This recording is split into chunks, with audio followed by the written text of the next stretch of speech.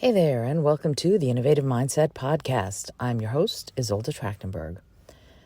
Last Creativity Tuesday, we discussed what it's like to lead a creative group, and I spent some time talking about two different kinds of groups. One is a professional creative group all together, the Philosopher's Tones, the group that I lead and manage.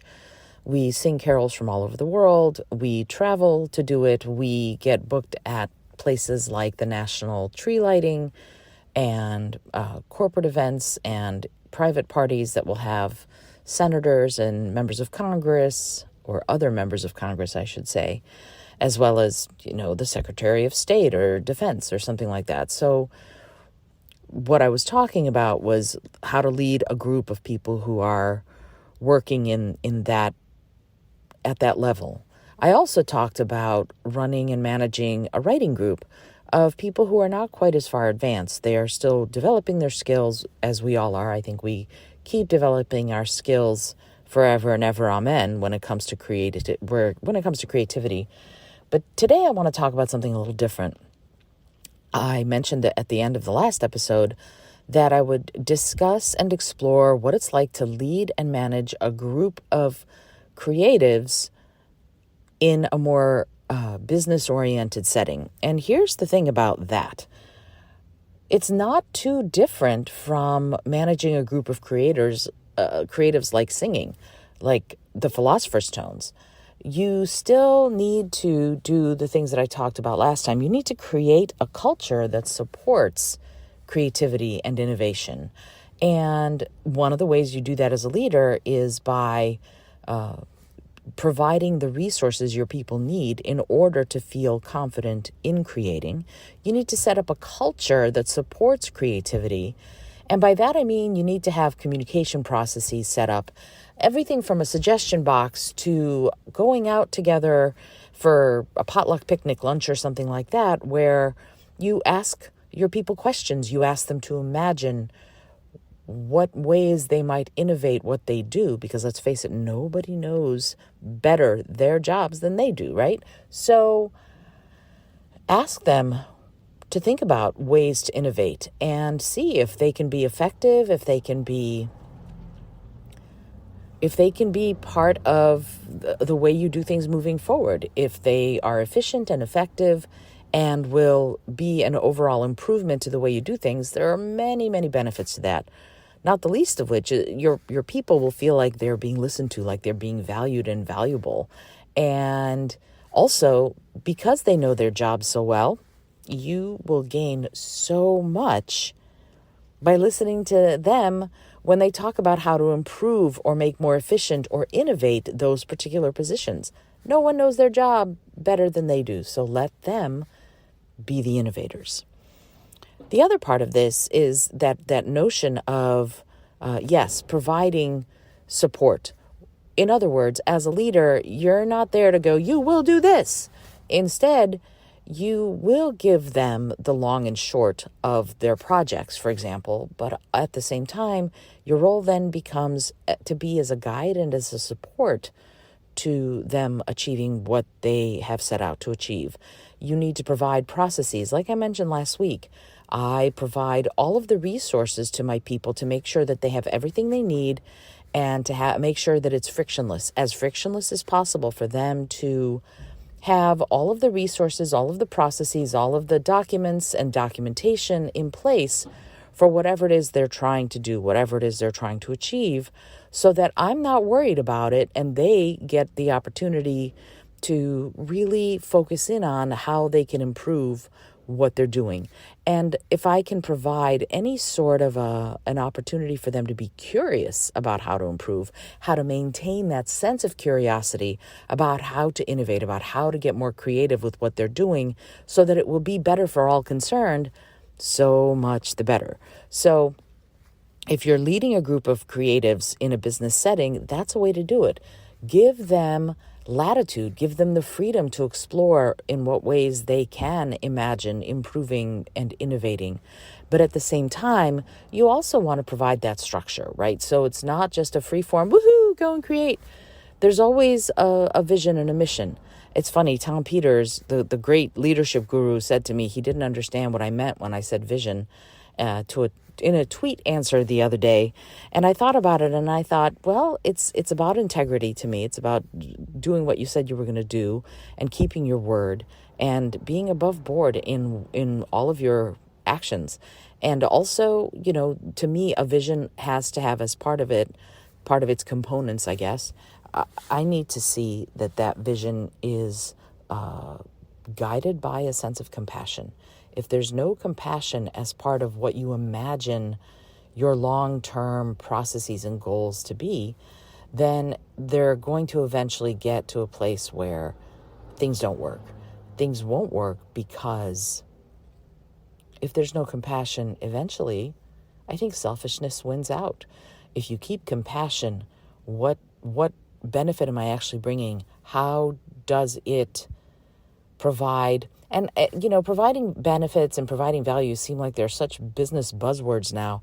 But I really feel like if you do it from that empathetic place, from that curious place about how you might improve things for not just the people, but the earth, the environment, your local environment, your ecosystem, and the entire biosphere, the animals on the planet, the people in the world, the more you keep that at the forefront, the more your decisions will be guided by that compassionate place.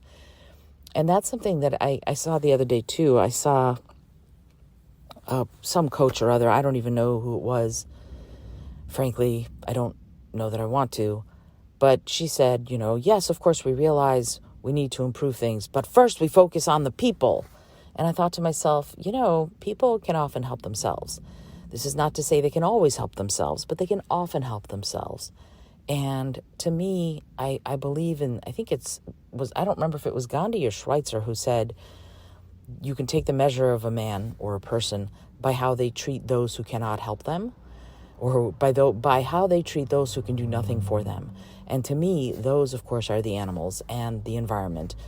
They can't actively do anything for us except for live and be free. But if we put the welfare of that which cannot do anything for us ahead of our own, then we have that North Star in a way that really is substantive and is really from, again, that compassionate place. So one of the things that I encourage you to do if you are a leader and you're leading creatives in a business setting is come up with that vision. What space can you occupy that will allow you to be curious, that will allow you to get into that compassionate space and see where it might be improved? Where might you do better? Where might you focus your eyes to make, I know, focus your eyes on the prize, but it works because it rhymes. But also the prize is what? It's succeeding with integrity. It's becoming more successful through that empathy, through that compassion is what's going to provide you, again, with that North Star. So what are we talking about here? We're talking about providing resources. That might be documentation and processes written out for them, taught to them in ways that they're ready to learn it. Remember, people learn very differently. So what I do when I provide things for the groups I lead is I will bring them the audio versions of things, the written down versions of things, and we will go over things together as a group. Why? Because again, people learn differently, they take information in differently, and sometimes they need that personal touch, if you will, the looking into my eyes as we go over things so that they learn and know what they need to learn and know in a way that feels positive and something that they can accomplish. That's a big part of it, right? Can they accomplish it? Do they feel like they can accomplish it?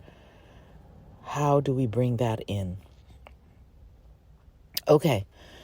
And the last thing is, do you have a culture that supports ideas, right? If we want people to come up with ideas, great ideas that stick, we need to have a culture in whatever group or company or organization that we're working in that supports the generation of cool ideas. What are the ways to do that?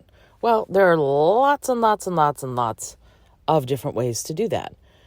I do brainstorming sessions. I will get people, when I do my workshops on innovation with companies and organizations, I will take people from different parts of the organization. So it won't be all the admin people here and all the IT people there. You put an admin person with an IT person, with a management person, and you have to make sure managers show up to these things. You put a group of 4 or 5 together at a table from all different departments in an organization. And let's say there's a 50-person organization. So you have 10 tables with 5 people at each table, all from different departments. They might not even know each other. They may have never even met. Think about it. Working in the same company, you get sort of insular, if you will, from where you have been to where you might be going. You might not ever see the people who are in other parts and other divisions of the company. So if, let's say you have a 50-person company, when I do this workshop on innovation, I will put that 5 people together at a table, and they will have a huge white piece of paper and crayons, believe it or not, on the table. And what I do is a couple of different things. First of all, I ask them to draw. And the drawing exercise that we do, and it seems silly, but it works incredibly well to build a team very quickly, is one person will start with a squiggle. And just any kind of squiggle, it doesn't have to be anything particular, but a squiggle of some sort. The next person will follow that squiggle up by looking at the squiggle and seeing what they see the squiggle might be. So let's say somebody does a little circular and it looks like a rose to the next person, like an actual rosebud. So they'll take that rosebud and what they imagine to be a rosebud, and they'll draw stem and leaves. And then somebody else will say, oh, that looks like a rose. And they'll draw a little girl holding that rose. So they'll add to the picture. And then somebody else will go, oh, that little girl is holding a rose. I'm going to draw the person she's giving that rose to. And then from there, somebody else might say, oh, that to me looks like they are at a Valentine's Day dance. So what I'm going to do is I'm going to draw people around them dancing. And then somebody else might come up with another thing, and they will keep creating together and brainstorming together about what this might be. And it's not just together. It's more that they are sort of flowing into each other's ideas. And you see how those ideas can be building one on top of the other.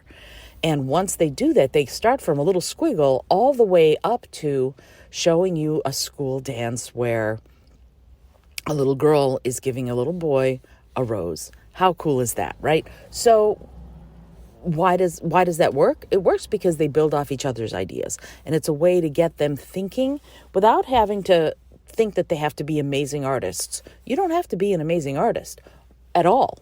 In fact, it's better if you're not an amazing artist when you do this, because amazing artists will start getting too nitpicky about the details of what's being drawn. And what we want is we want it snap after snap after snap. We want it to go one to the other to the other. And that generation of ideas will help them do what they need to do very quickly.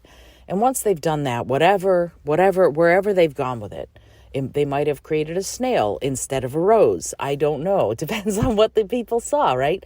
And your interests sort of guide what you see and how you approach what's being done. So when you're in that space, you go, okay, these are all the possibilities. Once you've done that, we take those big pieces of paper and we tape them to the wall of wherever we are so that everyone can take a look if they'd like at the first break. And then we give out new pieces of paper, and this time we brainstorm ideas. If the company is trying to generate innovation and trying to come up with new processes and new ways of doing things so that they can be successful in that way, then by gum, we want people who are coming from different perspectives to see and think and imagine what those challenges might be and how they might solve those problems. Because remember, innovation takes you being creative, but it also takes you being aware of what the problems might be, right? So you want to be sure that you're looking at it from that kindness perspective, from that empathetic perspective, because when you put yourself in the shoes of the other people or of the people who are your clients, whose problems you're trying to solve, you see their problems better when you are ready to look for them. So that's what we're going to do. We're going to look at what are the possible problems. And you might want to take a little time and name the problems in your company.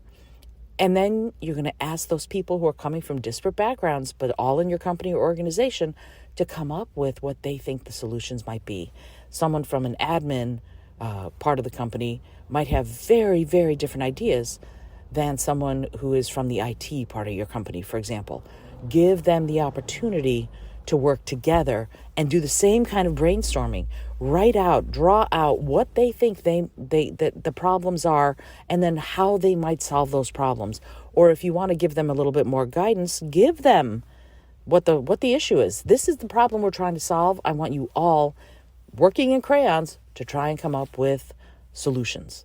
Innovative, cool solutions that might bring people from very different aspects of the company together to work together to innovate. When people are coming from their expertise, but working with other people who have different strengths, you're going to be amazed at the kinds of innovations they come up with, because again, they'll feel like they're valued, they'll feel valuable, and they'll feel like what they know can add to what's going on, and it can help solve those problems. The other part of this, of course, is that what happens when you are working with people who don't believe they're creative? And you know me, if you listen to the show at all, you know how much I believe that we are all creative in one way or another. And I always go back to, what did you used to do when you were a kid, right? Did you doodle? Did you make up stories? Did you build forts? Were you a pirate in your imagination? We all had imaginations in one way or another. We all came up with something. If you played with toys, those toys were almost always stories that you made up that those toys acted out for you, right? So we look at this from that perspective. We want to see what those possibilities are, so that when we're making this happen, we're doing it from that place of, I know what let's do, or imagine if, and that turns on that innovation light like nobody's business. As soon as you go into that, I know what let's do, or imagine if we did this, that flips the innovation switch. Immediately it gets them going. But how do you do it when people are convinced that they're not creative? Well, you can do creative activities with them. You can doodle, you can draw, you can start a company choir. I'm happy to come and teach you people how to sing. We can do one of my work in harmony workshops, and they'll love it. But there are other parts to this that I want to ask you to think about. And that is, sometimes people's creativity has been hidden for a long time. They haven't thought about it as something that they can even do. So it becomes up to you to figure out how to awaken that. And again, brainstorming is one of those things that you can do. The Imagine If game is another one of those things that you can do. It gives you the opportunity to tap into people's imagination. And there's nothing better for innovating than when you wake up your imagination. But let's say they're firmly convinced they can't. You can't bring in an outside person like me to do like a work in harmony workshop where I will take every single person in that company, and within 2 hours I'll get them singing together in 3-part harmony, making incredible music together. There are some benefits to this that are sort of hidden, if you will. One, you might discover you've got incredible singers in your midst. 2, people might discover that they have creativity. They will discover they have creativity that they had never tapped into before. And 3, sometimes your shyest and most self-effacing, unassuming people might have incredible voices that they never knew were even there. And wow, is that an amazing thing when that happens. So there's a lot to be said for that notion of unlocking creativity. Give them the opportunity.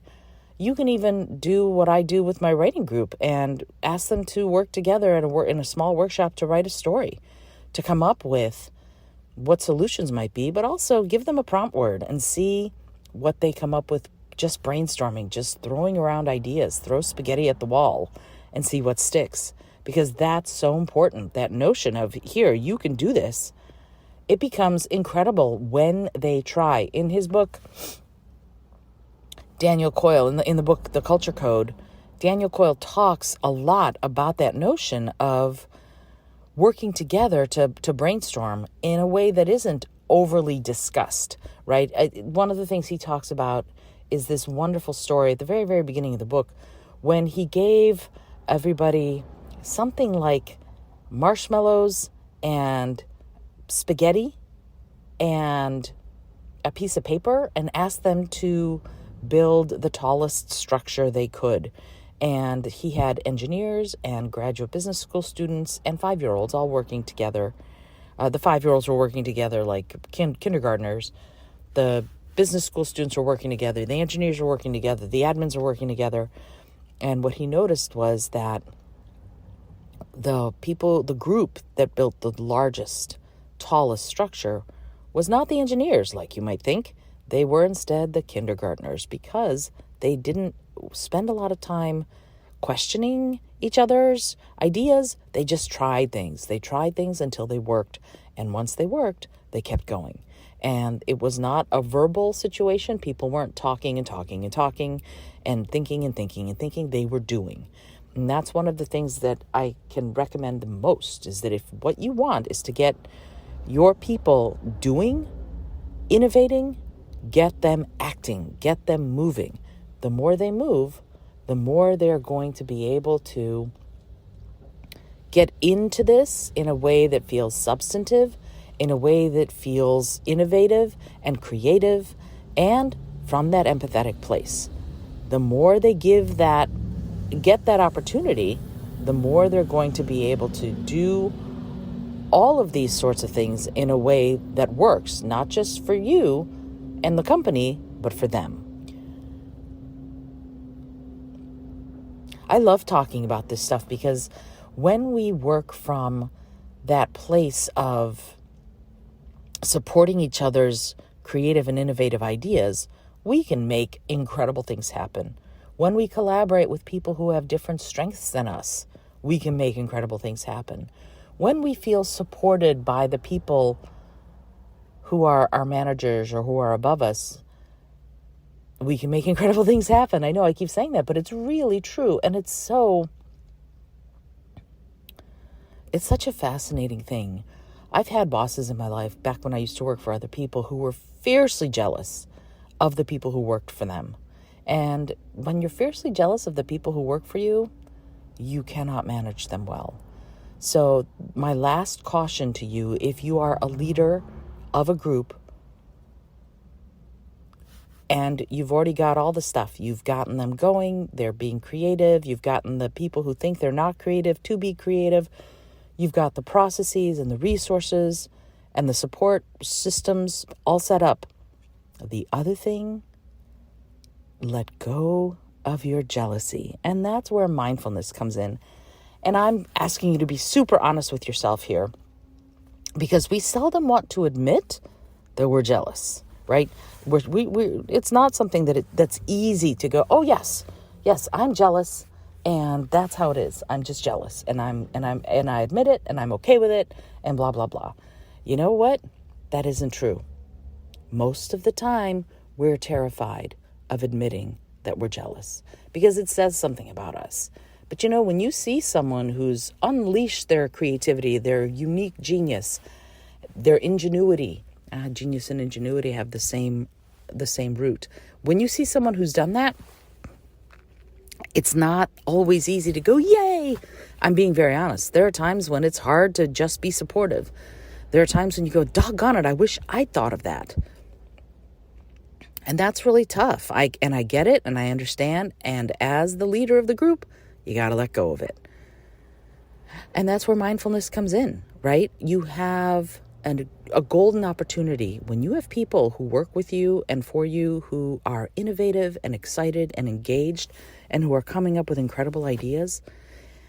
Your job, as I've said, is to support them in doing that, but it's also to remember that the more you give them the freedom, the more you encourage them in that innovative thinking, the more you will all be enriched by it.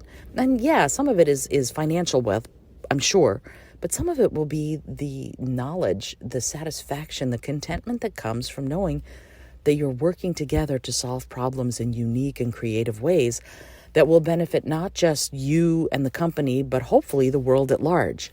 And if you're jealous, if you're envious of someone else's ability to do it, the more you can sort of breathe into that and relax around it, the more it will benefit you as a person and you as a leader.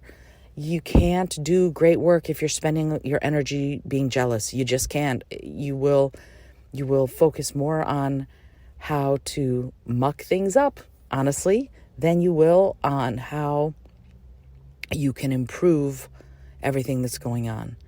I cannot recommend more highly to you that if you feel that, and you might not, you might be the kind of person who never gets jealous, who never gets envious, and good for you if that's the case. But if you feel it, if you can look down deep inside and go, yeah, sometimes I am envious of those people who have these amazing ideas, begin a meditation practice. That is my advice. Begin a meditation practice.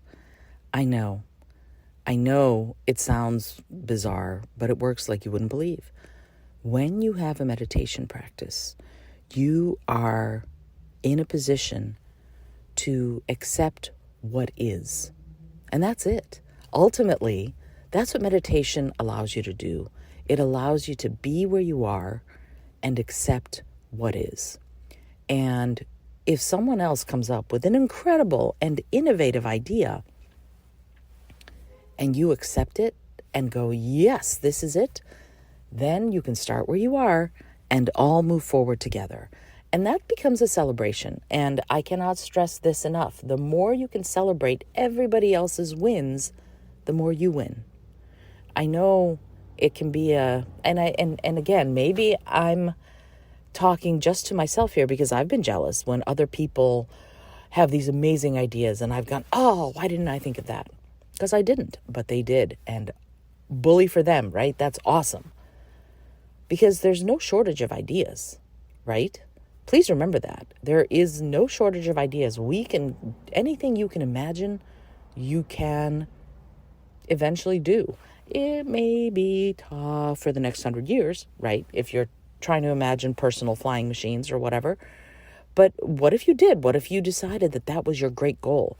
You may not be the person to come up with the mechanism that will allow personal flight, but you can build the team that might be able to do it.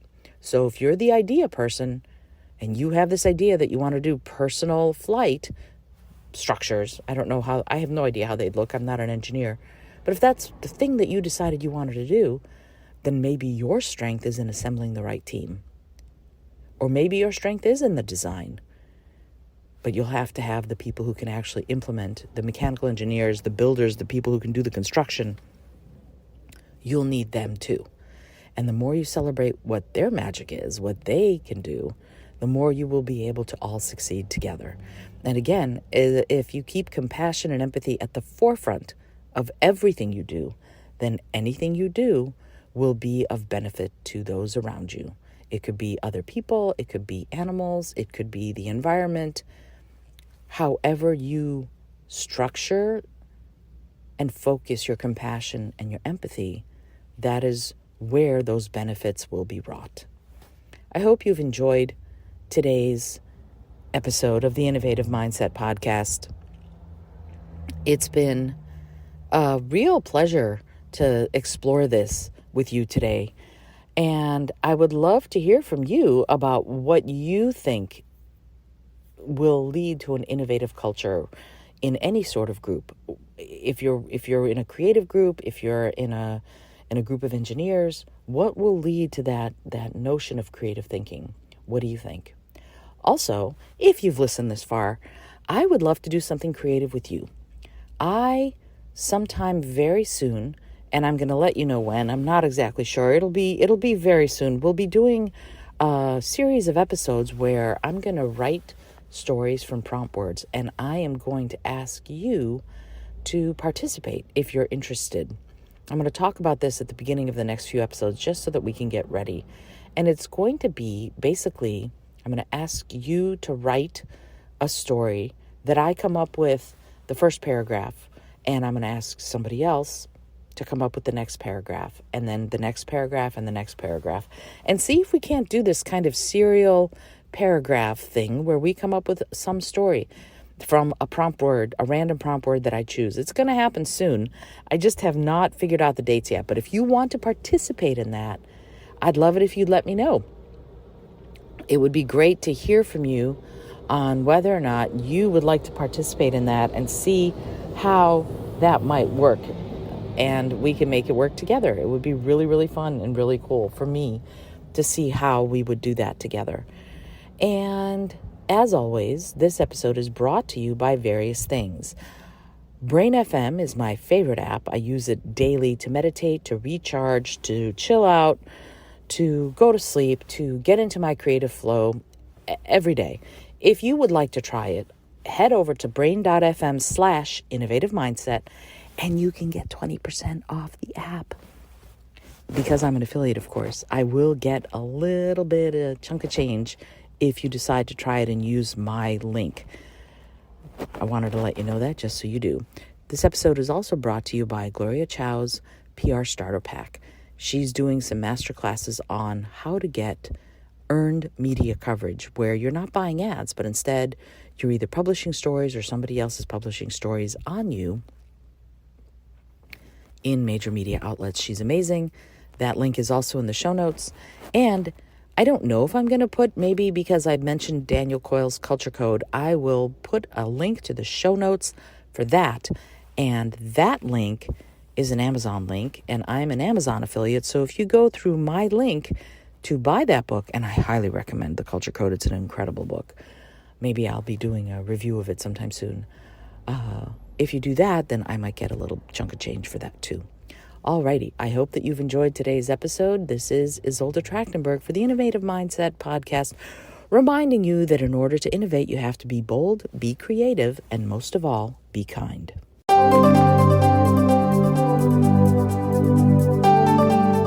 Thanks so much for joining me today. I really appreciate you being here. Please subscribe to the podcast if you're new.